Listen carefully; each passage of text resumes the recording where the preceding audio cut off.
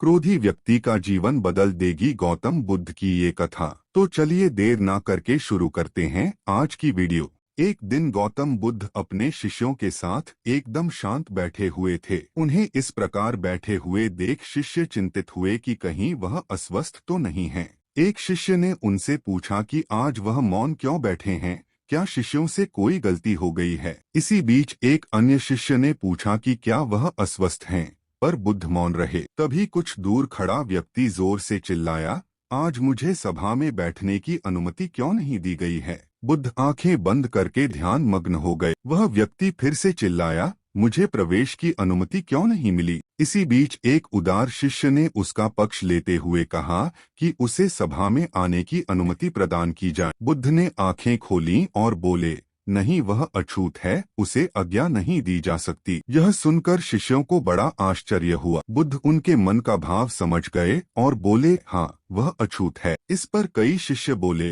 हमारे आश्रम में जात पात का कोई भेद ही नहीं, फिर वह अछूत कैसे हो गया। तब बुद्ध ने समझाया, आज वह क्रोधित होकर आया है। क्रोध से जीवन की एकाग्रता भंग होती है। क्रोधी व्यक्ति प्राय मानसिक हिंसा कर बैठता है, इसलिए जब तक वह क्रोध में रहता है तब तक अछूत होता है। इसलिए उसे कुछ समय एकांत में खड़े रहना चाहिए। क्रोधित शिष्य भी बुद्ध की बातें सुन रहा था। पश्चाताप की अग्नि में तपकर वह समझ चुका था कि अहिंसा ही मनुष्य का महान कर्तव्य व परम धर्म है। वह बुद्ध के चरणों में गिर पड़ा और कभी क्रोध न करने का प्रण लिया। शिक्षा आशय यह है कि क्रोध के कारण व्यक्ति अनर्थ कर बैठता है और पश्चाताप उसे बाद में होता है, जिसका कोई लाभ नहीं मिलता। इसलिए हमें क्रोध नहीं करना चाहिए। असल मायने में क्रोधित व्यक्ति अछूत हो जाता है और उसे अकेला छोड़ देना चाहिए। क्रोध करने से तन, मन और धन तीनों की हानि होती है। क्रोध से ज्यादा हानिकारक कोई और वस्तु नहीं है।